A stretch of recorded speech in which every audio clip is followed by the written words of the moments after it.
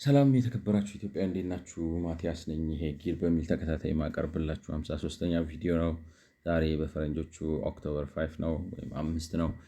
እንግዲህ 52ኛው ላይ ያየን የነበረው ሁለተኛ ገበያ በሚባለው ገበያ ውስጥ እንኳን ሰዎች መሬት በመግዛትና ቢያንስ ሊዙን በመግዛትና በመሸጥ ሂደት ውስጥ ተሳትፈው ነፃ በሆነ መልኩ አድርገውት በተወሰነ ደረጃ የመሬት ፍላጎቱን በማርካት ወይንም ጥያቄውን በመመለስ ዋጋ የማረጋጋት ስርዓት የብድር ስርዓቱ በደንብ እንዲሰራ ማድረግ ወዘተ ማድረግ እንዳይችሉ መንግስት እንግዲህ በሚካለክ ነው የካዳስተር ሲስተም እንዳይኖረው በማድረግ የተወሳሰበ የህግ ስርዓት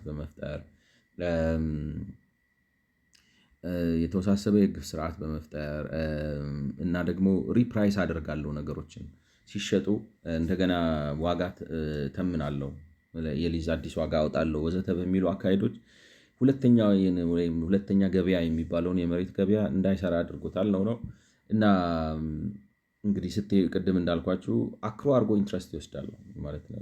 ራሱን ወደ ክሬዲት እንትንነት ቀየረ ነው፣ ወደ ብድር ሻጭነት ቀየረ።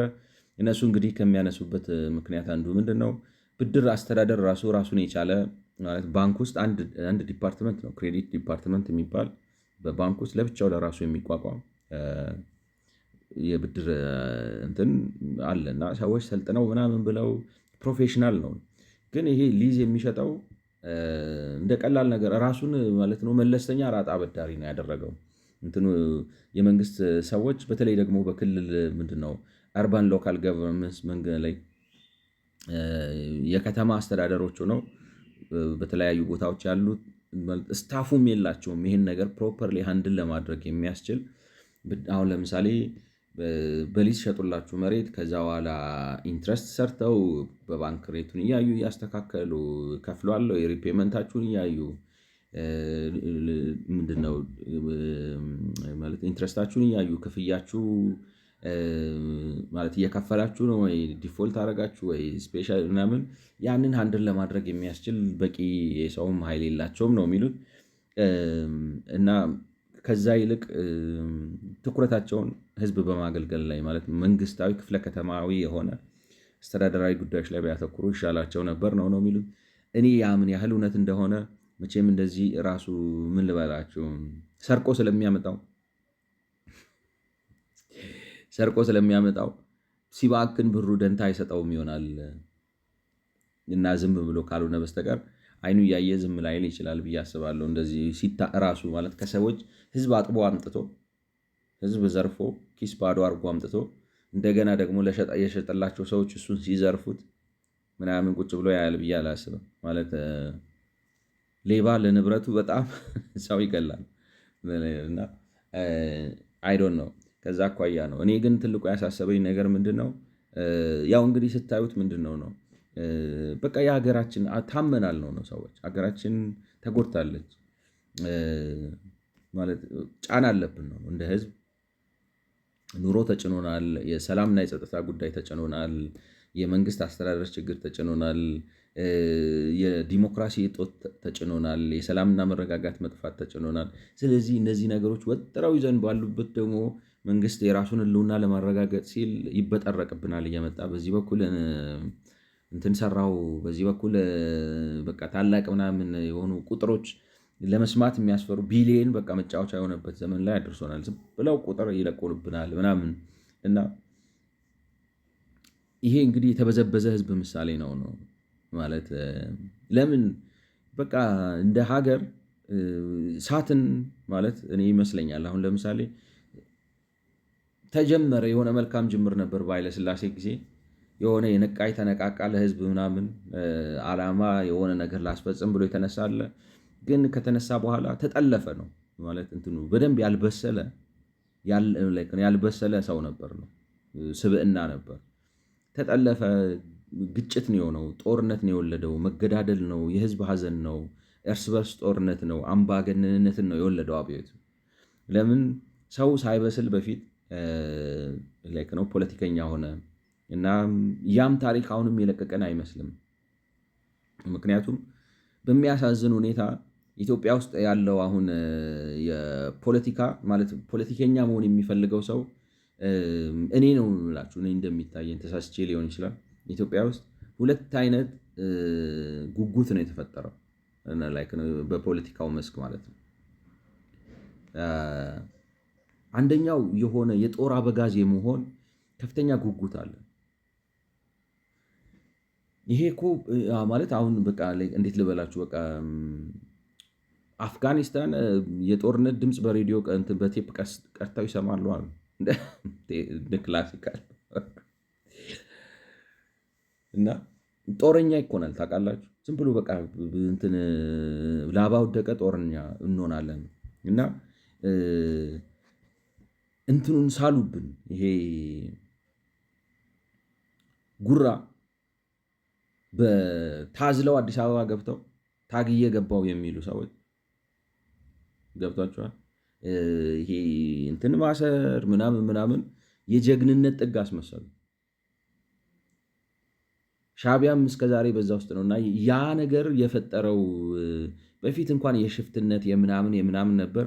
አሁን ግን ይሄ ዘመናዊ ጎሬላ ፋይተር አይዲያል ፐርሰናሊቲ የሆነ ይመስላል። ነው የገጠሩን ወጣት ወይ ምናምን ይሄ ያልነቃውን አዲስ አበባ ያልገባውን ወይ ትልልቅ ከተሞች ውስጥ የማይኖረውን ወጣት ኢንስፓየር እያደረገው ያለው እንደዚህ አይነት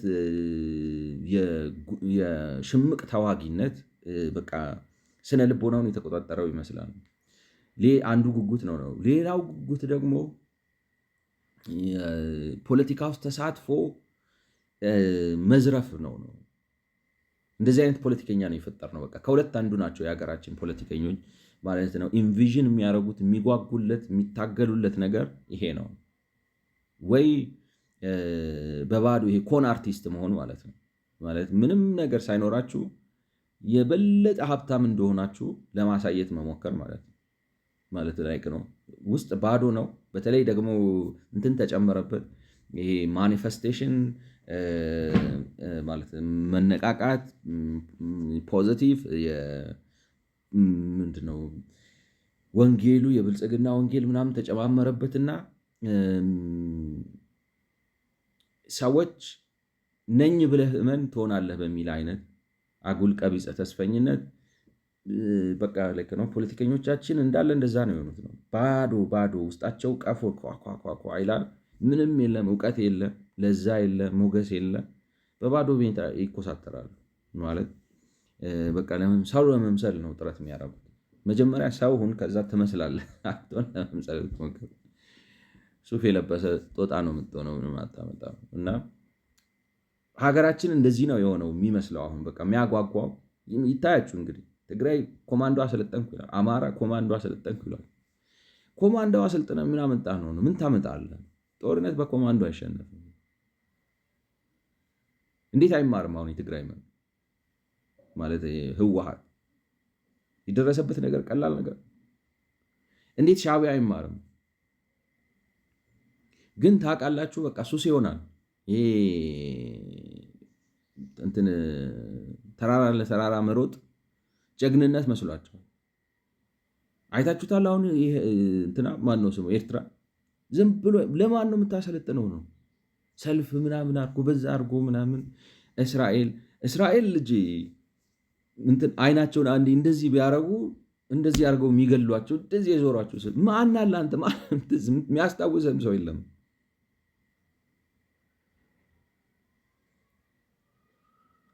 ለምን አስመራ እኮ አሁን በቃ ዝም ብሎ የሆነ ሰፈር እኮ ነው የመሰለው። እሱን አታስተካክልም፣ ልጆችን አታስተምርም፣ አገር አትገነባም። ግን ያ የሆነ ልክ ነው የትም የማያደርስ በቃ እንዴት ልበላችሁ፣ ምንድን ነው አይዲየት ስናደርግ በቃ ቪዥናችን ምኞታችን የሽምቅ ውጊያ ተዋጊ አእምሯችን ውስጥ እንደ ትልቅ ነገር ተስሏል። አንድ መከስከስ አለብን ነው የምላችሁ። ይሄንን አውጥተን እኔ ይመስለኛል ላይክ ነው ሻዕቢያን ከአስመራ ስነቅለው ነው የሚስተካከለው ብዬ ነው የማስበው። እንደው ባይወረርም ነው የምላችሁ ሀገሩን ወራችሁ የኔ ነው ሳይሆን በቃ ምንም እንደማያመ ውሸት ነው። አላሸነፍኩ አታሸንፍም። የኢትዮጵያ ሰራዊት ዛሬ ቢገባ ይመታሃል። ለምን እኔ ትውልድ ማዳን ነው ብዬ ነው የማስበው። ይሄንን ፎልስ ታውቃላችሁ፣ ሰው አንዳንድ ጊዜ አጉል ጉትጉት ከፈጠራችሁ በቃ አይመለስም እኮ። አፍጋኒስታን በነጠላ ጫማ እየሄዱ ይዋጋሉ ነው። እኔ ለምንድን ነው ብዬ ስል ባረኩት እንትን ነው የሚመስለኝ ነው የምላችሁ። አንድ ጊዜ ያቺ ይሄ የጦር ሞኖክሰነት የጦር መኖክሴ የመሆን ፍላጎት ታውቃላችሁ፣ ኢትዮጵያን እንደ ሀገር በመኖክሰነት ተይዛ ነበር። እንደ ሀገር ነው የምላችሁ። ከጦርነቱ በፊት በፊት ብትሄዱ መመንኮስ ወይንም ቄስ መሆን ትልቅ ነገር ሆኖ ሶሻል አቴንመንት ሰዎች በቃ የማህበረሰብን መሰላል ተወጣተው የሆነ ቦታ ላይ ሲደርሱ ህልም ይሆናል። ሐሳቤ ከገባችሁ ማለት ህልም ይሆናል። ይሄንን ህልም ማፍረስ አለብን፣ ማጥፋት አለብን። ምክንያት ወጣቱ እየተነሳ ሽርጥ አሸርጦ ጎማ አድርጎ የሆነ ክላሽ ጀርባው ላይ ጥሎ ትግል መውጣቱ የስኬት ሆነው የህብረተሰብ ክፍል ይመስለኛል። የአዲስ አበባ ልጅ እንደዛ ብትለው አረውጥ ይመስለኛል። ገብቷቸዋል። የአዲስ አበባ ልጁ አሁን እየተመቸው አሁን የአዲስ አበባውና የከተሜው ሰው ያስቸገረ ምንድን ነው? ማስመሰል ነው ነው ይሉኝታ ቢሱን ድርቅ ብለን ፈጣጣሁን ሰግጥ፣ እሱ ነው ታዋቂ፣ እሱ ነው ትልቅ ቦታ የሚያደርስ የሚል እንደዛ አይነት አስተሳሰብ ነው አሁን እዚህ ሀገር በፖለቲካ ውስጥ የተፈጠረው አንዱ ማለት ነው። በዛኛው በኩል ግን አይዲያ ሆኗል። ይህን አይዲያ ህወሓት ራሱን ማክሰም አለበት። ካላከሰመ በጉልበት መክሰም አለበት። ሴም ቲንግ ህወሓት ከስሞ ግን አይበቃም ነው። ሻዕቢያን መታት አለበት እንደ ፖለቲካዊ እንደ ወታደራዊ ድርጅት። ለምን ምንድን ነው ሪፕሬዘንት ታሊባን ሆነሃል ነው። እስከዛሬ ያንን እንደ ጀግንነት ስታወራው እየኖርክ ነው። ልክ አይደለም። ትውልድ እየፈጀህ ነው። የትውልድ ተስፋ እየጨረስክ ነው። ራስህ ከዛ መውጣት አቅቷል። ለዛ እኮ ነው ሳዋ እያለ ወጣቱን አስገብቶ እንደዚህ የሚያቀልጠው። ከዛ አይዲያ መውጣት አልቻለም። አንዱ ማለት እንትን ካቃተን ነው የምላችሁ። አሁን እንዴት ልበላ፣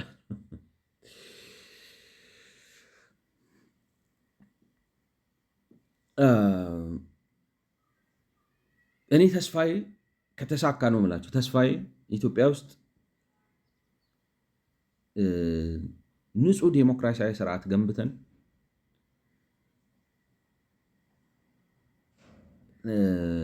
እነዚህን ሀሳቦች እንገላቸዋለን የሚል ሀሳብ ነው ያለ።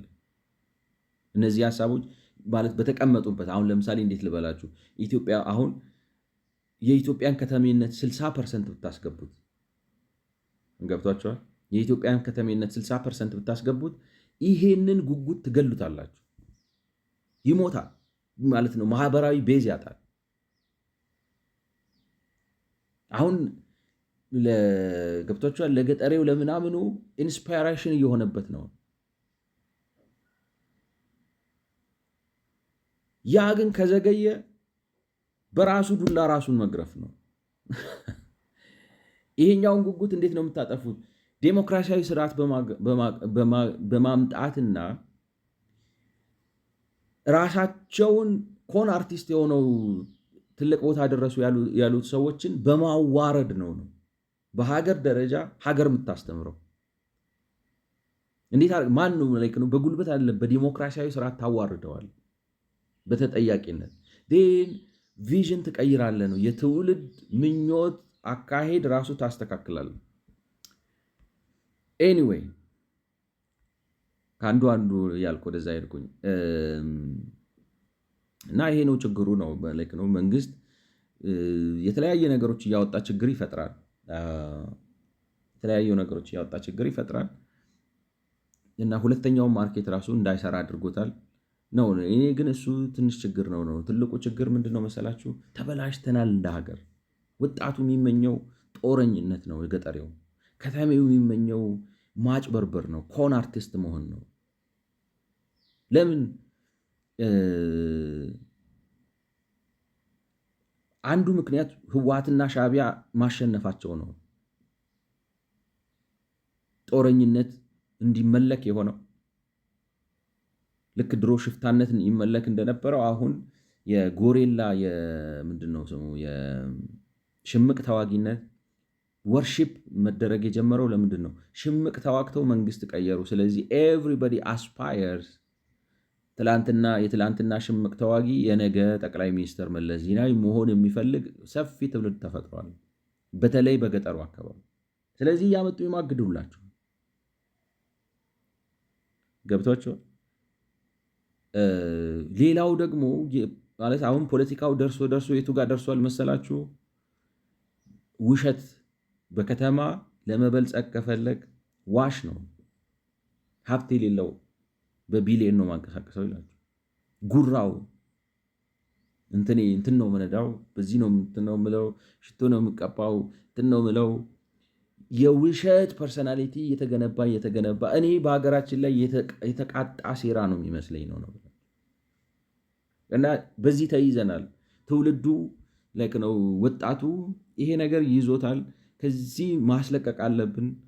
ግን ኦንሊ ወይ ዴሞክራሲያዊ ስርዓት በማስፈን ነው። አንዱ ከተሜነትን በማስፋት ዴሞክራሲያዊ ስርዓትን በማስፈን ግልፀኝነትን በማስፈን እንትን ቤት አለኝ ሲል ታውጥ ላይክ ነው ምንድነው መረጃውን ታውጥበታላችሁ። እንትን አለኝ በዚህ ገባ ምናምን። ስለዚህ አርፎ ይቀመጣል። አሁን እኮ መንቦጣረቅ ነው ኢንሳን ፈጠር ያለው ማለት ትችላለህ። ተነስ ኢንሳን እንዴት እንደተፈጠረ ትክክለኛ ዳኪመንትድ የሆነ ታሪክ ወጥቶ መጻፍ የሚችል ከሆነና የምትጋለጥ ከሆነ አትቀደድም። ነው እንደዚህ አይነት ልትቀደድ ትችላለህ። አንዳንዱ ሰው እንኳን ተጋልጦ ማለት ምን ልበላችሁ መኖሪያውንም አያውቅም። የህሊና ወቀሳ የሚባለው ነገር ማለት ህሊናው ማያውቅ ሰው ነው የተፈጠረው። በእግዚአብሔር ስም ሰው እኮ በቃ ደፈረ። ያፌዛል። ራሱ ፓስተር ተብዬው ነው እና ባዶ ቀፎ ትውልድ ፈጠረ እና እንግዲህ ብዙ ስራ ይጠብቀናል እንደ ማህበረሰብ ነው። ወደዚህ እንግዲህ በዚህ ምክንያት ችግር ተፈጥሯል ነው የእነሱ ዓላማ ገብቷቸዋል። እኔ ከረሱ ማለት ዋናው ችግሩ እሱ ነው ብዬ ስለማስብ ዞሬ እዛ ጋ ሄዳለሁ እንጂ እነሱ የሚሉት ሁለተኛውን ገበያ መንግስት ብድር ራሱን አበዳሪ ያደረገ የተወሳሰበ ህግ ያወጣል፣ ካዳስተር ሲስተማ ያሰራ ወዘተ። እነዚህ በማድረግ ሁለተኛው ገበያ እንኳን እንዳይሰራ አድርጓል ነው። እኛ ሀገር ግን በዚህ ጉዳይ ላይ እንወያያለ ነው አይደለም። እኛ የምንወያየው ሰው የሚያስደስተው የጦር የሽምቅ ውጊያ ፕላን በማውጣት በቃ በጣም የበሰለ ብሎ የሽምቅ ውጊያ ኤአይም ይሰራልሃል። ምን ያስጨነቀህ ነው ከፈለክ አንተ እና ላንድ ማኔጅመንት ይላል 215 አርባን ላንድ ማኔጅመንት ሃዝ ኢምፕሩቭድ በት ኒድስ ቱ ቢ ዳን ሞር ኒድስ ቱ ቢ ዳን። የከተማ የመሬት አስተዳደር ጉዳይ ተሻሽሏል፣ ግን ብዙ የሚቀረው ነገር አለ። ላንድ ካዳስተር ኢምፕሊሜንቴሽን ኢዝ ስቲል ኢን ኢትስ አርሊ ስቴጅ ዊች ሊሚትስ ላንድ ማርኬት ፐርፎርማንስ። የካዳስተር ሲስተሙን ጀምረውታል፣ ግን ማለት በስፋት መተግበር ይቀረዋል። በዛ መልኩ በስፋት አለመተግበሩና የሚጠበቅበትን ስራ ባለመስራቱ ያስከተላቸው ችግሮች አሉ ነው። ከዚህ በታች ያለው ሳጥን ብላው ሰመራይዘስ ዘ ሜን ፋይንዲንግስ ኦፍ ዘ 2060 ሪቪውስ ኦፍ እንግዲህ የላንድ ካዳስተር ሲስተሙ ላይ የተነሱ የግምገማ ነጥቦች ናቸው ነው የሚለው። ሎካል ገቨርንመንትስ አቢሊቲ ቱ ዴሊቨር ላንድ ኢዝ አንደርማይንድ ባይ ዘ አብሰንስ ኦፍ ኮምፕሬሄንሲቭ ሌጋል ካዳስተር። እንግዲህ የአካባቢ መንግስታት የካዳስተር ሲስተም ባለመኖሩ ምክንያት ላይክ ነው ሁሉን ያካተተ ሁሉንም ስራ የሚሰራ አሁን የአዲስ አበባ አዲስ ላንድ ዳት ጎቭ ዳት ኢቲ የሚለውን አይታችሁታል። ይሰራል ይላል። ቻትጂፒቲ ራሱ የተወሰኑ ፋንክሽናሊቲዎች ነው የሚሰጠው እንጂ በሙሉ አይሰራም ብሏል። ስለዚህ ዝም ብሎ ላይክ ነው በጣም ከባድ አይደለም እንደምላችሁ። እንዳልኳችሁ የሚያውቅ ሰው በጉዳዩ ላይ የበሰለ ሰው እንትን ቢለው እኔ ይመስለኛል ከነግሳንግሱ በአንድ ዓመት አጠናቃችሁ ዋለ ሲስተም በጥሩ ዋጋ ማስረከብ የሚቻል ይመስለኛል። ግን ያንን ማድረግ አልቻለም ነው። The government has developed an ambitious agenda of activities including education and registration of 1.6 and 1.2 land holdings respectively across 91 cities in 5 years ከ2015 ከ2019 ወይም 20 with 200,000 adjudicated and 100,050 registered in just 5 years across the identified 20 trades እንግዲህ በቅድ ደረጃ ከ2015 እስከ 2020 ባለው በቅድ ደረጃ ከ1.1 እስከ 1.6 እስከ 1.2 ሚሊዮን ያሉ ቤቶችን መዝግቤ ምናምን ብዬ ክርክሩን አዳኝቼ ምናምን እንጨርሳለሁ ብሎ እቅድ ይዞ ነበር ነው በ23 ከተማዎች። ነገር ግን ተሳክቶለት የሰራው 200,000 መዘገበ፣ 200,000 እንትን አለ ክርክር ያለባቸውን ሴትል አደረገ፣ 150,000 መዘገበ ነው። ስለዚህ ማስፈጸም እንግዲህ በጀት ችግር ይዞት ነው። ሞስት ላይክሊ በጀት ነው የሚሆነው። በሱ ምክንያት ተቋርጧል ነው የሚሉት። These goals are unlikely to be achieved without significant effort to design and implement successful, replicable, scalable pilots for systemic education and registration. ማለት ዲዛይን ኤንድ ኢምፕሊመንት ሰክሰስፉል ሬፕሊካብል ኤንድ ስካላብል እንግዲህ ስኬላቢሊቲ የሚባል ነገር አለ። ሬፕሊካቢሊቲ ማለት ይመስለኛል you cannot scale more than አዲስ አበባ in the current context ምንድነው የሚባለው አሁን ባለው ተጨባጭ ሁኔታ ከአዲስ አበባ በላይ ትልቅ ህዝብ ያለበት ቦታ መፍጠር አትችልም እና ለአዲስ አበባ የሚሆን ካዳስተር ሲስተም ከሰራህና እሱ መስራት ከቻለ አይ ሰፖዝ ናሽናል ማድረግም ይቻላል ነው እኔ እኮ የምላችሁ። ማለት እኔ እንግዲህ ቴክኒካሊ ነው የምላችሁ። ቴክኒካሊ በሀገርም ደረጃ በአዲስ አበባም ደረጃ ለአንድ ካዳስተር ሲስተም አድርጎ ምን ልላችሁ ነው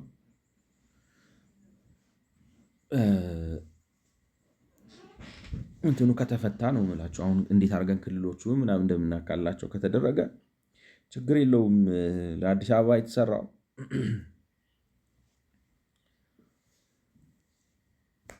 አሁን ለምሳሌ ነው የምላችሁ። እኔ እንግዲህ ጉዳይ ማለት ነው በጉዳዩ በቂ እውቀት ስላለኝ ለምሳሌ ባንክ አሁን አዲስ ብራንች ሲከፍት አዲስ ሶፍትዌር አይገዛም።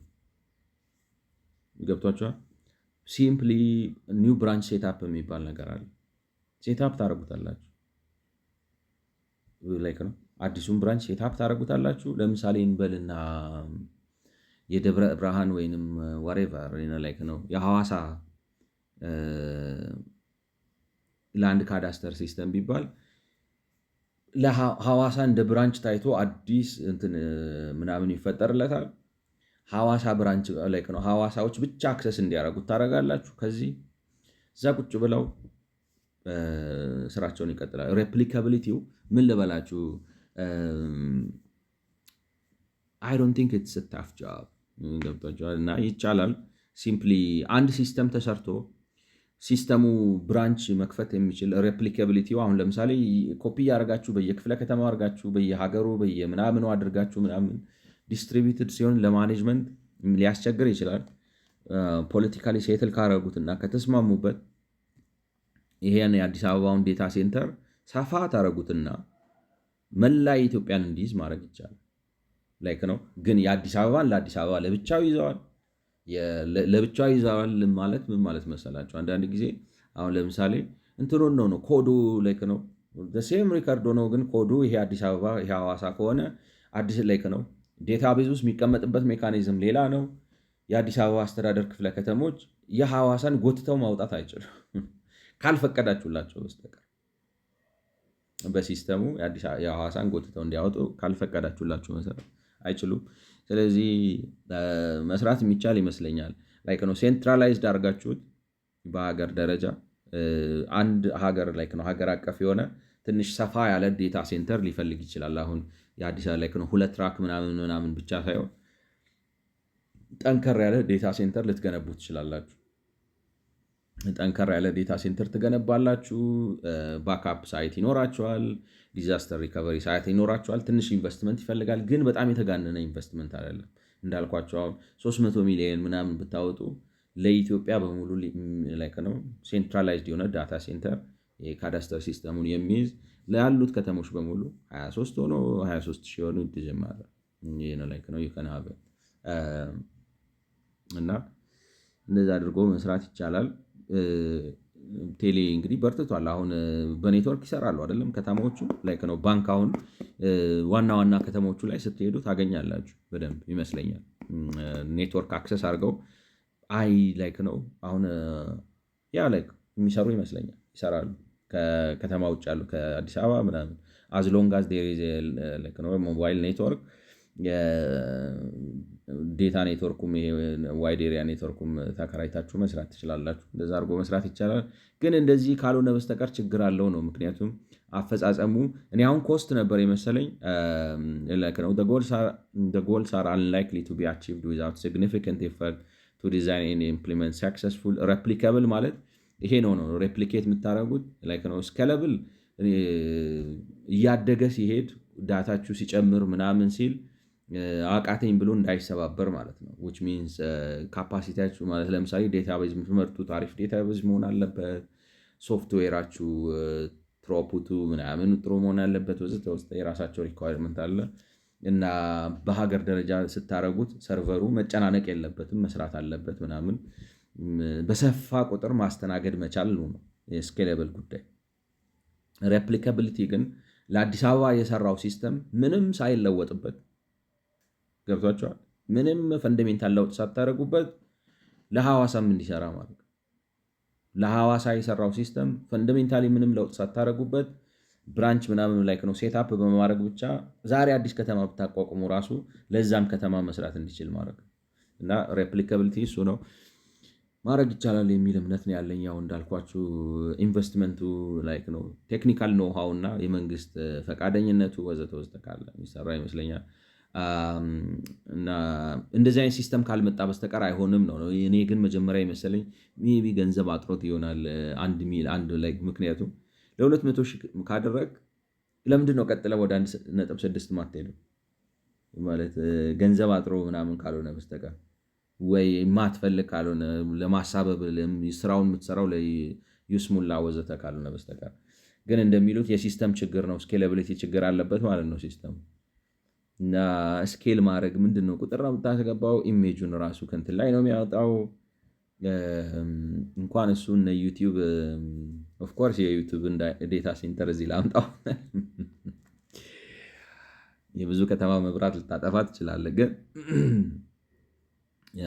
የኢትዮጵያን ህዝብ እንትን ለማድረግ የኢትዮጵያን ህዝብ የቤት ባለቤትነት እንትን ለማድረግ ስኬላቢሊቲ is not going to be such like ነው በጣም ከባድ ምክንያት የሚሆን አይመስለኝም። A number of pilot projects have been established in Addis Ababa, Adama, Mekelle, Hawassa, and Bahar Dar. These pilots have been slow to progress and have faced many challenges. The ability to complete and scale up the current pilots remains a concern. ፓይለት አያስፈልግም ለምን በታትነት ጀምረዋል ነው እኔ እንደኔ እምነት ነው የምላችሁ። ማለት ፓይለት ኢን ሴንስ አሁን እዛ ሄደ ገብቷቸዋል። እንዴት ነው ዲሴንትራላይዝ ስታደርገው አሁን ሰው ላይ ነው አንዱ እኛ ሀገር እንግዲህ ደጋግሜ ስለው ሰምታችሁኝ ታውቃላችሁ። የዲሴንትራላይዜሽን ዓላማው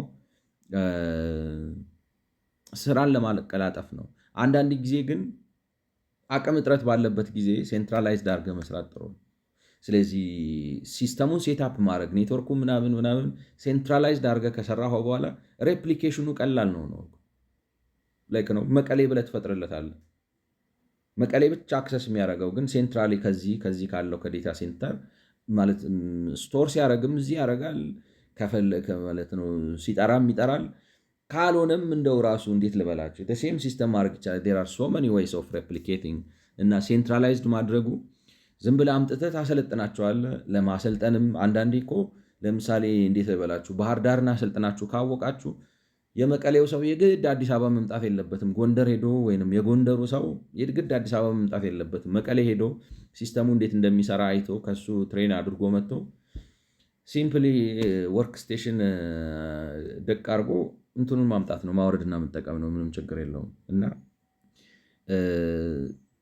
የቴክኒካል ሰው እጥረት ያለ ይመስላል። ማለት የዓለም ባንኩ ራሱ ማለት በዚህ በጂአይኤስ በምናምን ሲስተም ላይ በቂ እውቀት ያለው ሰው ያለው አይመስልም ሲያማክር ማለት ነው። ማለት ወይ ዝም ብሎ አሁን ለምሳሌ እንዴት ልበላችሁ አሜሪካን ሀገር አሁን በየከተማው የራሱ ሊሆን ይችላል ካዳስተር ሲስተም ያለው you don't have to do that here like no if like no centralizing it and branching it out is more effective በሌላ አማርኛ ምንድን ነው አሜሪካኖች የሚጠቀሙት እንደዚህ ነው እሱን መድገም የለብንም እኛ አሻሽለን የራሳችን የተሻለ ኤፌክቲቭ ምናምን ሊሆን ከቻለ ማምጣት ይቻላል እና ያንን መወሰን አዳፕትና አዳፕታቢሊቲውን አዳፕት ማድረጉንና ይሄን አዳፕታቢሊቲውን መወሰን የሚችለውና የተሻለ እንትን ማምጣት የሚችለው ሰው በጉዳዩ ላይ እውቀት ያለው ሰው ነው እና እንደሚመስለው ሲታይ ወርልድ ባንክ ራሱ ቴክኒካሊ በጉዳዩ ላይ በቂ እውቀት ያለው አይመስልም። አማካሪው እንግዲህ አንድ ሰው አይደለም ነው ላይክ ነው በየቦታው ቴክኒካል ነገር ያሰማራሉ ወይም እንዳልኳችሁ እንትን ይፈልጋሉ ነው። አሁን ለምሳሌ መቀሌ ብለው ለብቻው ፕሮጀክት አድርገው ያቺ ጥቅሟ አለች ገብቷቸዋል። መቀሌ ለብቻው ሰርቨር ገዝቶ እንትን ብሎ ገብቷቸዋል። ላይክ አሁን አስቡት እያንዳንዱ ሀገር ሰርቨር ቢገዛ ለራሱ ለምን እያንዳንዱ ይገዛሉ? በጣም ነው ስኬለብል የምታደርጉት። ሰርቨሩን እዚህ ካደረጋችሁ ነገርኳችሁ ስፔስ ዝም ብሎ ቴራባይት እንኳን በስልክ በሚሰጥበት ዘመን ነው። እዚህ ታስቀምጡታላችሁ። በኔትወርክ ነው የሚሳበው፣ ችግር የለውም ብሎ ሄዳል። ገብቷችኋል? ኢትስ ናት አ ፕሮብለም እና እዚህ ቢሆን ዋጋም ይቀንሳል። ሴንትራል ስታደረጉት ማለት ነው። ዋጋም ይቀንሳል፣ ለማኔጅመንትም ይመቻል፣ አሰራርም ይመቻል ወዘተ። እንደዛ ብታደረጉት ይሻል ይመስለኛል። ግን እንግዲህ ያው የሚሰማው ሰው ነው። The context of institutional, legal and regulatory frameworks, 5 key constraints are particularly highlighted. እንግዲህ እንደ ኮንቴክስት ኦፍ በተቋማዊ ህጋዊና የደንብ አሰራሮች መዋቅር ውስጥ የሚከተሉት 5 ማነቆች ተዘርዝረዋል ነው። lack of standard operating procedure supporting materials in long project management እኔ እሱን ነው የምላችሁ። ስታንዳርዳይዝ ስታደረጉት ምን ይሆናል መሰላችሁ? በሀገር አቀፍ ደረጃ ይሆንና እንትን ነው ደሴም ነው። ሐዋሳ የሚሰራው ሰው አዲስ አበባ ብታመጡት አንድ አይነት ሴም ሲስተም ነው ኦፕሬት ያደርገዋል። ገብቷቸዋል? ላይክ ነው ስታንዳርዳይዝ ስታደረጉት በጣም ጥሩ ነው። ይገርማቸዋል። አሁን ለሐዋሳ ለብቻ፣ ለጅማ ለብቻ፣ ስሙ ለመቀሌ ለብቻ፣ ለድሬዳዋ ለብቻ ምናምን ስታደረጉት ውጥንቅጡ ነው የሚወጣው። ስታንዳርዳይዝድ አድርጋችሁ ግን ሴንትራላይዝድ የሆነ ሲስተም እና ብራንች ሴታፕ እያደረጋችሁ የምትከፍቱት ከሆነ ሴም ቲንግ ነው ላይክ ነው እና ራሱ ኖውሌጅ ትራንስፈር ራሱ የእውቀት ሽግግሩ ራሱ ሰውየው ከድሬዳዋ መጥቶ አዲስ አበባ መጥቶ መሰልጠን የለበትም። ወይንም ደግሞ የሐረሩ ላይክ ነው ሐረር እና ድሬዳዋ ሐረር ከሰለጠነ ለድሬዳዋ ላይ ያስተምረው ይችላል። ወይም ዋሬቨር እና ላይክ ነው ፕሮፌሽናሉንም ራሱ እንትን ካላችሁት ምንድን ነው የሚባለው ብቻ ብዙ አድቫንቴጅ አለው። ሴንትራላይዝ ስታደርጉ የስኬላቢሊቲ አድቫንቴጅ አለ አይደለም ማለት አሁን ስኬል አፕ ስታደርጉ የሚሰጣችሁን አድቫንቴጅ በሙሉ ይሰጣችኋል። ስለዚህ ለምን ነጣጥለህ ኢምፕሊመንት ታደርገዋለህ? እኔ ይመስለኛል መጀመሪያ ሲስተሙን ዲዛይን ሲያደርገውም ሲሰራውም የሰራው ሰው ምናምን ሌላ ነገር አስመስሎ እንዳልኳችሁ ብዙዎቹ እንዴት ልበላችሁ አሁን በእንትን ዶክተር ነኝ ብላ ውስብስብ ነገር መፍጠር ነው የሚፈልጉት። ግን እኔ ምንም ውስብስብ የሚያስፈልገው ነገር አይመስለኝም። ዝም ብላችሁ ጠቅጠቅ አድርጋችሁ ይሰራል ነው። Requirement for regularization to be completed prior to the commencement systematic education and registration, with challenges presented by the separation of rights creation and registration activities into different agencies. The requirement for regulation to be completed prior to the commencement systematic education and registration, which challenge presented by separation of rights creation and registration activities into different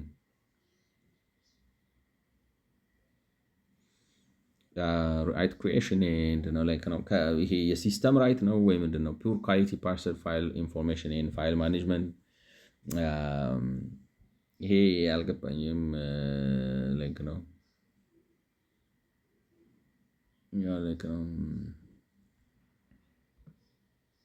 ቻት ጂፒቲ እስቲ ዲሳይፈር ያድርገው ነው። This was cited as a problem for pirate for what is it for a cadastre system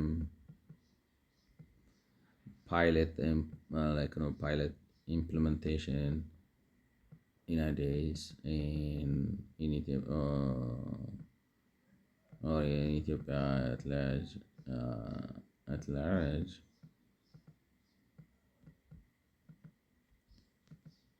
Can you explain it? All right.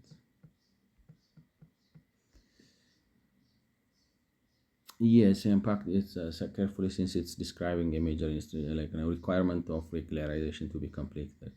Regularization before starting main cadastre, the system education and registration that all irregular informal land will be regularized. Regularization means checking that each parcel of land has legal claim that confirms, all right, so the requirement, the two agencies, one for creating issue is Ethiopia, the Land Development and Management Bureau and the Urban Land Government Land Administration Office handles the right creation and regularization. ኦኬ ቢሮክራቲክ ፕሮብለም አለው ነው እና የአሰራር እኔ ከሲስተም ጋር ነበር የመሰለኝ ግን አቶ ቻትጂፒቲ እንዳሉት regularization must be first completed first before starting the main cadastre. እንግዲህ ከመጀመሩ በፊት systematic education and registration. Authorities require that all irregular or informal land holdings be regularized. Regularization means checking that each parcel of land has legal claim that conforms with the laws and regulations, verifying lease, boundaries, use types, legality of occupation, etc. ማለት ሊዙ ሲስተም ውስጥ ከማስገባታቸው በፊት የእያንዳንዱን ሰው መሬት ህጋዊነት ማረጋገጥ እና ትክክለኛ ነው ይሄ ሰውዬ ምን ማለት ነው ሊዝ ሆልደሮች አሉ ያንን ሬጉላራይዝ ለማድረግ የተለያየ መስሪያ ቤት ነው መሰለኝ የሆነው ቦታ የዶክመንቱን ኦተንቲሲቲ ምናምን ያረጋግጣል የሆነው ቦታ መረጃውን ያስገባል እንትን ተፈጠረ ነው እንደሚመስለው ሳይሎ ያልኳችሁ ነገር ተፈጠረ ማለት ነው ሳይሎ ማለት ምን ማለት ነው የሆነ አርባን ነው አሁን እዚህ ጋር የሚሉት ምንድነው regularization systemic this so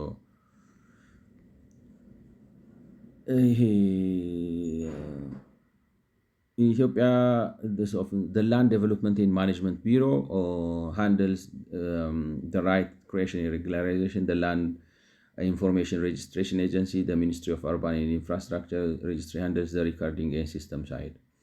ሁለት እንትኖች አሉ ነው አሁን ይሄ ቢዝነስ ፕሮሰስ ኢንጂነሪንግ ጋር የሚያዝ ነገር ይመስላል ማለት ነው ሳይሎ ሆኗል አሁን እዚህ ጋር ላንድ ዴቨሎፕመንት ምናምን ማኔጅመንት የሚባል መስሪያ ቤት አለ የሆነ ስራ የሚሰራ እና ላንድ ኢንፎርሜሽን ሬጂስትሪ የሚባል አለ ስለዚህ ካዳስተር ሲስተሙን አክቹአሊ ኦፕሬት የሚያደርገው ይሄ የመሬት መረጃና ምዝገባ ስርዓት ምናምን የሚባል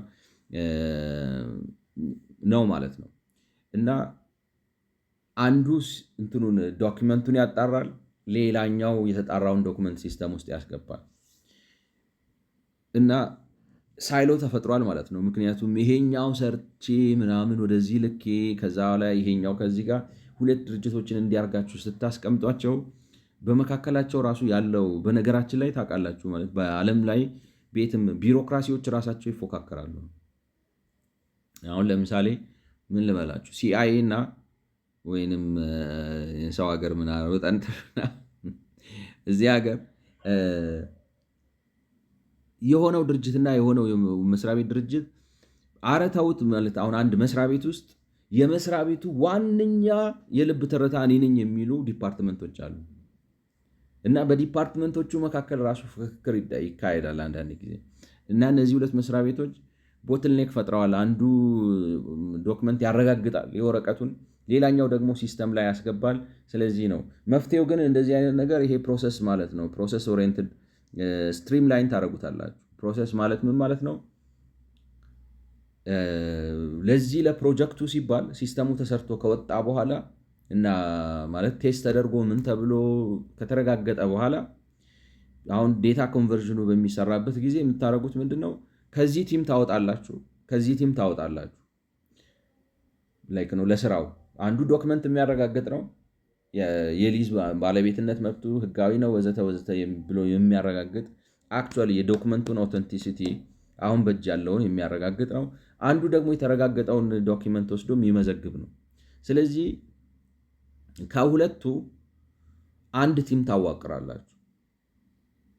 ሁለቱን አውጥታችሁ አንድ ቲም ታዋቅሩና አንድ ቲም ተዋቅሮ ይሄ ቲም ለፕሮሰስ ኦሪየንትድ ነው ማለት ነው። ስለዚህ አንድ ዶክመንት የአንድ ሰው የሊዝ ባለቤትነት እንትን ከመጀመሪያው ተነስቶ መጨረሻ ላይ ሲስተም ውስጥ ገብቶ ኦተንቲኬትድ ሆኖ ኦፊሻል ዶክመንት ሆኖ እስኪወጣ ድረስ ያለውን ማኔጅ የሚያደርግ ማለት ነው።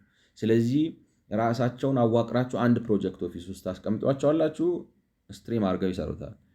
አሁን ግን እንዳለው እንደሚመስለው በመካከላቸው እንግዲህ አሁን ቻት ጂፒቲ የሚለውን ከተረዳሁት ሚንስ ቼኪንግ ዳት ኢች ፓርሰል ኦፍ ላንድ ሀዝ ለምሳሌ እያንዳንዱ ቁራሽ መሬት በህጉ መሰረት ተገቢ ነው ወይ፣ እንትኑ ሊዙ ትክክለኛ ነው ወይ፣ ባውንደሪው ትክክል ነው ወይ፣ ለተባለው አገልግሎት እየዋለ ነው ወይ፣ የተሰፈረበት በህጋዊነት ነው ወይ ምናምን ብሎ የሚያጣራው የሆነ አንድ ሌላ ክፍል ነው ሬጉላራይዜሽን የሚባለው። ሜኒ ፓርሰልስ አር ናት የት ሬጉላራይዝድ ቢኮዝ ኦፍ ኢንፎርማሊቲ ኦቨርላፒንግ ክሌምስ ኦር ሚሲንግ ዳኪመንትስ። አንዳንዶቹ ዳኪመንትም የሌላቸው አሉ እና ደግሞ ቦታው ይሄ ነው የኔ ነው የሚሉ ሌላው ከአንድ በላይ ሰዎች አሉ። አብዛኛው እንትን ኢንፎርማሊም የተያዙ አሉ። እየፈታ ነው የምትሄደው ነው ማለት ነው። ኦቨርላፒንግ ክሌም ካለ አጅኬት ታደርጋለህ ወይ ፍርድ ቤት ትልካቸዋለህ ወይ ወረቨር ገብቷቸዋል። ማስረጃን አምጣ ትሄዳለህ። የጠፋ ዶክመንት ካለ ምንድን ነው የምታደርገው? ላይክ ነው መፍትሄ ምን ልላችሁ ነው አሁን ሁለቱን ታመጣቸውና ፕሮሲጀር አሰራር ምናምን አውጡና ተስማምታችሁ እንዴት እንደምትሄዱ አስቀምጡ ብለህ ታደርጋቸዋል። ፕሮሰሰር እንትን ይሆናሉ። በዲፓርትመንት ወይም በሚኒስትሪ መስሪያ ቤት ከፋፍለ ከምታስቀምጣቸው ታስክ ኦሪየንትድ የሆኑና ታስኩ ምንድነው እያንዳንዱን መሬት የተሰፈረበትን ህገወጥ ነው ህጋዊ ነው ነው ከና አሰራር ታዘጋጅተህ ለምሳሌ እንትን ከሆነ እንዴት ይመዝገብ እንትን ከሆነ ምን ይደረግ የሚለውን ነገር በሙሉ ተመልሶ አሁን እነሱ ምንድነው ግን የሚኒስተር ጥናት ይፈልጋል ብለው ሚኒስተር ብለው ህግ ላይ ሚኒስተር ውስጥ ያጠና ብለው የሚያስቀምጡ ሰዎች ናቸው። ስለዚህ የአስተዳደር ራሱ ችግር ያለ አይመስላችሁም? ብቃት ላይ ነው አድሚኒስተር ማድረግ ራሱ አይችሉም ይመስላል። እሱ ነው እንግዲህ አሁን ሬጉላራይዜሽን የሚለው ማለት ነው። two agencies are responsible regulation. So this requirement means you can't start registering unless you finish cleaning up and legalizing everything first. That's a huge bottleneck. ስለዚህ ዶክመንቶቹን ማጣራት ራሱ ትልቅ የሆነ ማነቆ ሆኗል ነው። ምንድነው ማነቆ? አምጣ እኔ እቆርጥልሃለሁ። ገብቷቸዋል። ስልጣኑን ይዘው አይደለ እንዴ? ገብቷቸዋል ማለት በጣም የማይፈታ ከሆነ ቢበዛ ፍርድ ቤት ብትልከው ነው።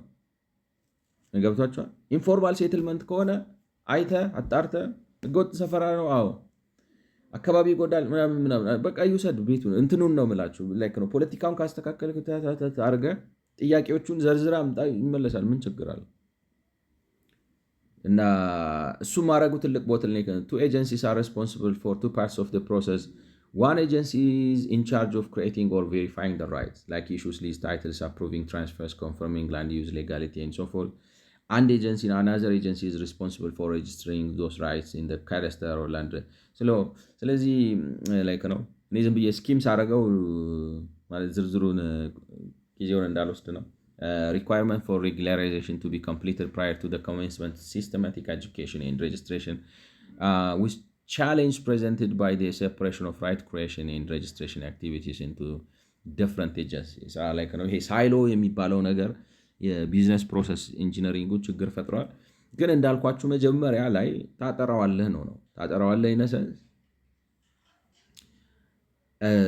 ፐርሚቱን በቃ ቀጥታ አሁን ለምሳሌ ፐርሚት ዋጋ አውጥቼ ሪቫሉዌት ምናምን ለምን መንግስት ራሱ መጀመሪያ ህገወጥ የሆነ ሌባ ዘራፊ የሆነ ህግ ስላለው ከፐርሚት ወደ ሊዝ ላመጣ ነው ወይ ሬጂስተር እንዳለ መዝግበው እሱን በኋላ ታመጣዋለህ ብንልም ምን ልላችሁ ነው? it is a very simple task ማለት በጉዳዩ ላይ ማኔጅ ማድረግ የሚችል ሰው ካለ ችግሮቹን ዘርዝራችሁ መልስ መስጠት ነው። ጠቅጠቅ አድርገህ እና እዛ ሄዳ አረጋግጠ እዚህ ምናምን አንድ ታስክ ፎርስ አውጣና ለ1 ዓመት ለ2 ዓመት ፕሮጀክት አድርጋ አስቀምጣቸው። ከፈለክ በሀገር ደረጃ አውርደው እንዳልኳቸው አሁን እኔ እንግዲህ መረዳቴ እየጨመረ ሲመጣ ናሽናልም ማድረግ ይቻላል ነው ይህንን ነገር ምላችሁ ማለት ናሽናል ማድረግ በሀገር ደረጃ አድርጋችሁት እዚሁ አዲስ አበባ ላይ ነው ዴታ ሴንተር ጠንከር ያለ ዴታ ሴንተር ገንብታችሁ እዚህ ታስቀምጡላችሁ ኔትወርክ አለ ሬፕሊኬት አድርጋችሁ በየሀገሩ መመዝገብ ነው እና ስትመዘግቡ ይህን የፈጠራችሁትን ግብረ ኃይል ወይም ታስክ ፎርስ በየክፍለ ከተማው በየእንትኑ በዛው መልኩ አሁን ለምሳሌ የከተማ ምናምን ልማት ሚኒስቴር መስሪያ ቤት ቅርንጫፍ ይኖረዋል መቼም አዲስ አበባ፣ ሐዋሳ፣ ድሬዳዋ ነው ባህር ዳር ወዘተ። ስለዚህ እዛም ቅርንጫፍ ላይ ታስክ ፎርስ ከዛ እያወጣጣ ታስክ ፎርስ ታቋቁማለ፣ ማንዴት ትሰጣቸዋለ ምናምን ሳይሎን ታጠፋውና ለጊዜው ነው ሚኒስተሩ መስሪያ ቤቶቹ የሚያስፈልጉ ከሆነ ተጠብቃቸዋል። ለዚህ ታስክ ፎርስ ግን 2 አይደሉም 1 መስሪያ ቤት ታደርገዋል። ፕሮሰስ አፕሮች ይሆናል ማለት። ስለዚህ አንድ ዶክመንት በ10 ደቂቃ ተመዝግቦ ማለቅ አለበት። ለምሳሌ ነው ብላችሁ ፒክ አረከው እዚህ ጋር ተመዘግበዋል። ያኛው ሰውዬ ያኛውን ቬሪፋይ ያደርገዋል፣ ያኛው ሰውዬ አፕሩቭ ያደርገዋል። አለቀ። በ10 ደቂቃ ምናምን አድርገህ ኳንቲፋይ አድርገህ ያልቃል። ምንም ችግር የለው። ፑር ኳሊቲ ፓርሰል ፋይል ኢንፎርሜሽን ፋይል ማኔጅመንት እንግዲህ ምንድን ነው የሚባለው እንትን ነው የፋይል አስተዳደር ችግር አለ ነው። የፋይል አስተዳደር ችግር እሱን እኮ ነው ልናጠፋው ነው እሱ መስሎኝ ሀሳቡ። ስለዚህ ስታጠፋው የምታደርገው ምንድን ነው? የፋይል ማኔጅመንት አሁን ያለው ማኑዋል ሃንድ ፋይል ማኔጅመንት ችግሮቹ ራሳቸው ለምሳሌ ዶኪመንት ይጠፋል። ለምሳሌ ሰውየው የቤት ካርታ የሆነ ሰውዬ የቤት ካርታ ይዞ ይመጣል። እዚህ መዝገብ ቤት ፋይሉ የለም ሊባል ይችላል። እንዴት ነው አንድል የምታደርገው? እንደዛ ከሆነ የሆነ አሰራር ታወጣለህ። ለምሳሌ ነው የምላችሁ። አሁን ለምሳሌ ምን አይነት ብትሉ ፋይሉ ከጠፋባችሁ ማመንም ሊከብዳችሁ ምክንያቱም ኤቭሪበዲ እየመጣ ጠፍቶብኛል ብሎ ማለት አሁን እናንተ ፋይል ጠፍቷል ለማለት ራሱ ያሳፍራል። ተሰርቆ ሊወጣም ይችላል ፎዳት ማለት። ስለዚህ የምታደርጉት ምንድን ነው? እኔ እንደሚመስለኝ በቃ ላይክ ነው ዩ አክሰፕት ዛት አንደኛ ሰውየው ይዞ ሲመጣ ቃለ መሃላ ታስገቡታላችሁ። ይሄ ዶኪመንት የኔ ነው እዚህ ምናምን ሆን ብዬ ለማጭበርበር ምናምን ብዬ ብል በህግ ተጠያቂ ነኝ የሚል ነገር ታስፈርሙታላችሁ። ከዛ በኋላ ትመዘግቡታላችሁ እንደ ትክክለኛ እናንተ ጋር ቀሪ ከሌለውና የምታመሳክሩበት ከሌላችሁ የእሱን እንደመነሻ አድርጋችሁ ትመዘግቡታላችሁ። ከዛ በኋላ ሶስተኛ በዚህ ላይ ጥያቄ ያለው ሰው ካለ ብላችሁ ታወጡታላችሁ። ይሄ ዶክመንት እንደዚህ ነው፣ አይ እኔ ነኝ የዚህ ባለቤት የሚል ማስረጃ ማቅረብ የሚችል ምናምን ብላችሁ ትላላችሁ። ሰዎች ማስረጃ ይዘው ይመጣሉ። ክርክር ሊፈጠር ላይክ ነው ለምሳሌ። ስለዚህ እንዲከራከር ትፈቅዱለታላችሁ። ለምሳሌ ለ2 ዓመት መጥቶ ይከራከር። በ2 ዓመት ግን ማንም ሰው ካልመጣ እንዴት አድርጋችሁ ነው የምታሳውቁት? ሜቢ ዝርዝሩን ኦንላይን ታወጡታላችሁ ወይንም ወዘተ ላይክ ነው በጋዜጣ ላይ ልታውጁት ትችላላችሁ። ምናምን የሚከራከር መጥቶ ካለ ይከራከር ብላችሁ ታወጡታላችሁ። እና ሰውየው ኦኪፓይ አድርጎት ይዞት ከነበረ ምናምን እንግዲህ የህግ ሂደት ምናምን ታዘጋጁለታላችሁ። 2 ዓመት ከቆያ በኋላ ግን የዚህኛው ሰውዬ ንብረት ይሆናል ብላችሁ ትወስናላችሁ ወዘተ። ለምሳሌ ነው ብላችሁ ሰው ኢንፎርማል እኮ አለ ምን ያደርጋል ብለህ ቁጭ ብለህ አትጨነቅም። የሆነ አሁን ለምሳሌ ይሄ ኤግዞስቲቭ ላይሆን ይችላል የዘረዘርኩት ነገር ግን በቃ እንዲህ ታደርጋለህ። ችግር ከተፈጠረ ቢበዛ ፍርድ ቤት ይሄዳሉ። መወሰን አንተ ካቃተ ክርክር ያድርጉ ላይክ ነው እና በጉዳዩ ስፔሻላይዝ ያደረገ ወይ ፍርድ ቤት ሄዳሉ። ፍርድ ቤት ሄዶ ደግሞ ነገርየው የሚጓተትብህ ከሆነ ስፔሻል የሆነ አጁኬቲንግ ላይክ ነው ባዲ ታቋቁማሉ። እንደዚህ አይነት አሁን ለምሳሌ ፋይል እዚህ መዝገባቸው ከዚህ ተሰርቆ የወጣ የጠፋ ሰዎች ካሉና መሬት እየኖሩበት ያሉ መሬት ካለና በመንግስት ተሰጥቶኛል የሚሉት ካርታ ወይንም ደግሞ የባለቤትነት ማረጋገጫ ወረቀት አለ ካሉ ወዘተ ይዘው ይምጡ። ቅድሚያ መሬቱን ለተሰጣቸው ማለት መሬቱን ላይ ሰፍረውበት ለምሳሌ እዚህ አካባቢ ስንት ጊዜ ኖረዋል ታቆ ላይ ነው የሰዎች ምስክር ራሱ ልትጠሩት ታውቋቸዋላችሁ ወይ ወዘተ ወዘተ ወዘተ እንደዛ አድርጋችሁ ዲል ልታደርጉት ትችላላችሁ። እና አይ ምን ይሻላል ብለህ ቁጭ ብለህ አታላዘንም። ያው የሆነ መፍትሄ ትፈልጋለህ። ላክ ኦፍ ክላሪቲ የሆነ ኢንስቲትዩሽናል ሮልስ ኢንቴግሬሽን ኮኦፕሬሽን እሱን ነው የምላችሁ። አሁን ይሄ ሳይሎ የሚባለው አፕሮች ነው ችግር የሚፈጥረው። የእንትና ስራ ምንድን ነው? የእንትና ስራ ምንድን ነው? የእንትና ስራ ምንድን ነው? ይሄንን ነገር ማን ነው የሚወስነው? ምናምን ስትሉ ጎተራ ጎተራ ተከፋፍሉና አይሄድም ነው ትቀደዋለህ ነው ይሄንን እና ስትሪም ታደርገዋል ታያይዘውና አንድ ታስክ ፎርስ ታወጣለህ። ስልጣን ያለው ገብቷቸዋል። የትኛውንም ለምሳሌ ክርክር የሚዳኝ የመዝገብ ኦተንቲሲቲ የሚያረጋግጥ የተረጋገጠውን ኦተንቲሲቲ ወስዶ የሚመዘግብ የተመዘገበው ከዶክመንቱ ጋር ምናምን ብሎ ማመሳከር የሚችል ከተባሉት የሚኒስተር የከተማ አስተዳደር ከምናምን እንትኖች የሚውጣጣ ከዚህ ክፍል ይህን ያህል ምናምን ብለህ አንድ ታስክ ፎርስ ታረጋግጣለህ፣ ታቋቁማለህ። ዘመቻ መምራት የሚያቀተው ኢትዮጵያ ያለ አይመስለኝ። lack of clarity on the registration of condominiums government and religious land ይሄ አሁን እንግዲህ የህጉ ችግር ነው ህጉ። ስለዚህ ከሲስተሙ በላይ እንግዲህ እየጎተታቸው ያለው ቅንጭላት የለም ይመስላል ነው ማለት ወይ ልግመኝነት ነው ወይ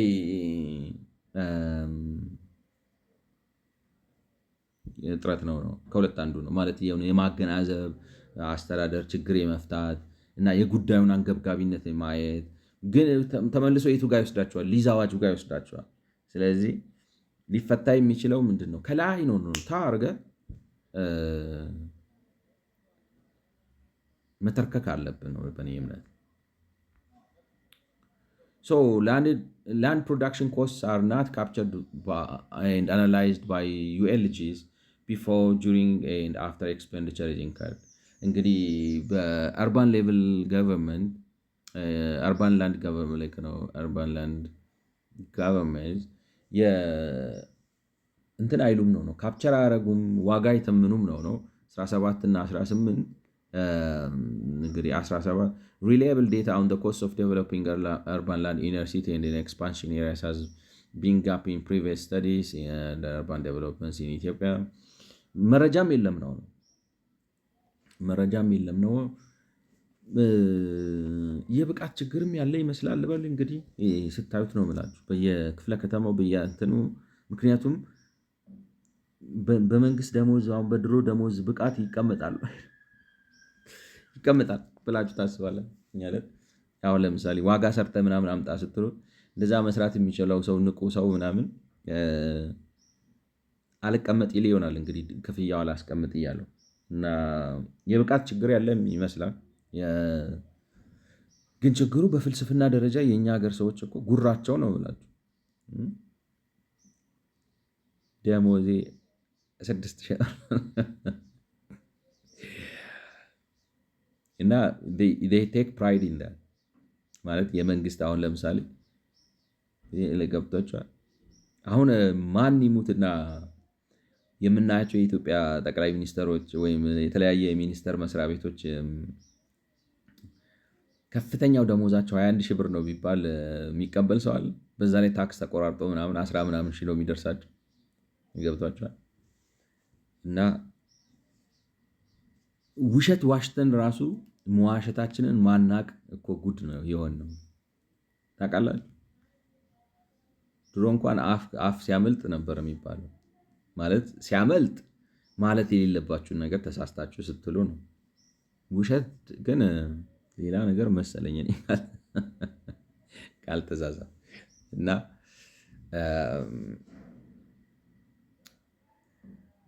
የአቅም ችግርም ያለ ይመስላል ነው በጉዳዩ ላይ ክፍለ ከተማ ውስጥ እንደዛ እየሰራ አሁን ነገር ኢምፕሊመንት ለማድረግ ሊከብደው ይችላል ነው። ሌላው እንግዲህ አናሊሲስ ኦፍ ላንድ ዴቨሎፕመንት ኮስት ኢዝ አ ቻሌንጅ ሚኒስትሪ ኦፍ አርባን ዴቨሎፕመንት ኮንስትራክሽን ቢሮ ኦፍ ላንድ ዴቨሎፕመንት ማኔጅመንት ስቴት በህዳር 2017 that they have no data on costs of urban development in any city በኢየሱስ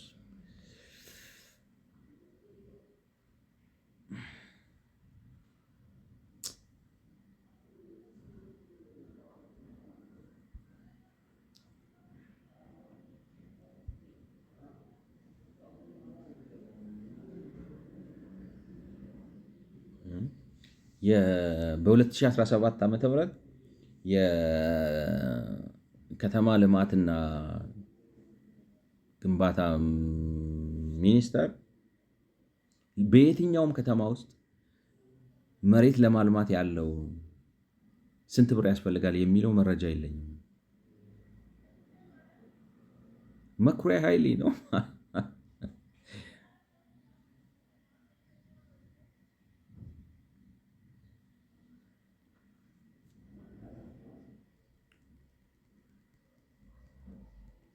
Addis Ababa City were able to provide data from their accounting and budgeting system. የአዲስ አበባ እንኳን ከአካውንቲንግ እና በጀቲንግ ሲስተማቸው አምጥተው ማሳየት ችለዋል ነው። Analysis of land development cost was completed in 2017 by the Project Design and Implementation Unit of the Addis Ababa City Government Land Development and Urban Renewal Agency. We understood this is the first and the only such analysis undertaken by the Addis Ababa City Government.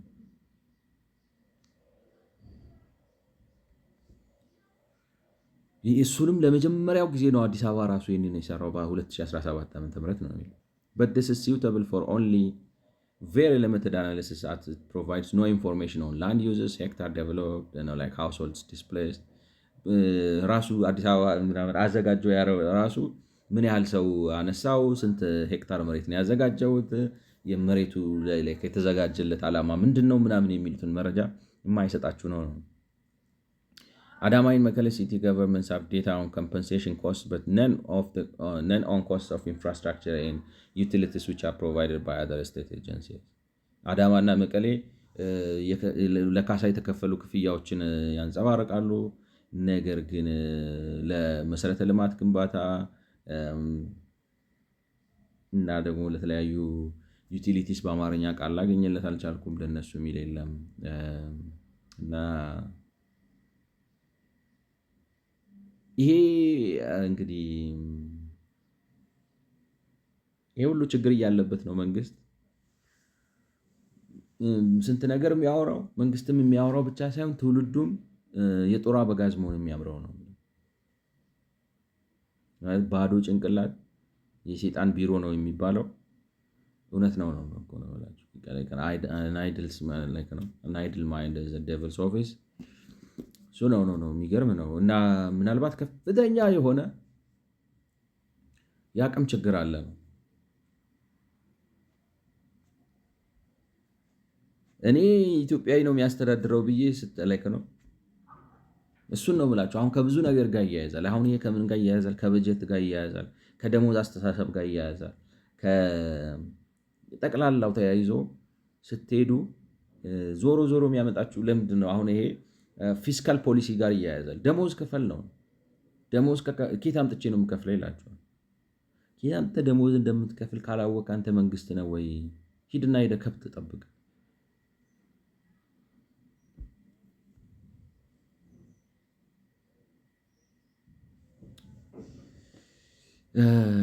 ውድ ኢትዮጵያውያን ሰዓቱ እዚህ ጋር ይገድበኛል።